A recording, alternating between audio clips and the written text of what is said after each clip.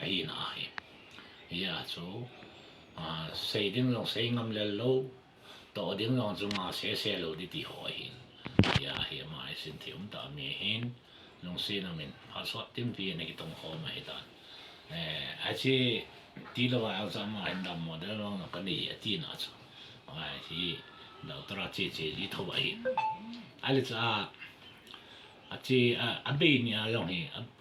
tu ni ha du ma be de le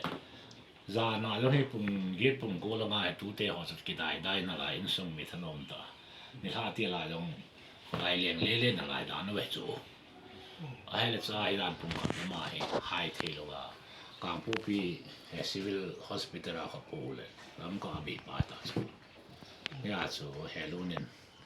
nen ka ma tan hen fonin he pu ti ti e tai tin ke chu ka ta san lo ye chi ki lo mo ka sa na he ta lo ma chu cha pa long di a CRP hin ne amai hordar a hin a ji nu long san nar sa hin im sa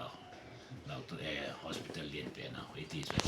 a cha pa ne pa long chu be nga na tong ki na o khru lam ki ne e so lu si ki na do a ke hon no e ho forum min ti mai tang ka de forum min na chu tum pon long ka se wa pui pa chon na dong zu da ai ta bang chu ber bin long do ma ai ta chu ka ki bu da ki na long chu ama hon na ko sa wa in sum men ko sa wa dang ta cha te ho tu te hon ko sa wa sao sẽ cố kiến nó vậy họ phải mình là cho các con số hôm nay hello tụi cái này chứ cái gì sẽ hin tụi này he aman eda là lo wa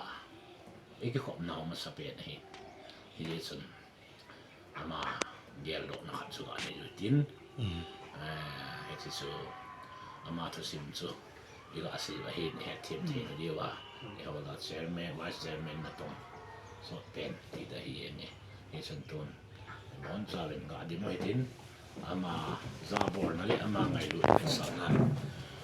trong các tip trên mọi tin he sa nên ai tuân phatan để ti tiang le tao na in hum kha pi un tin ama ra bor na le ngai lu na so in ti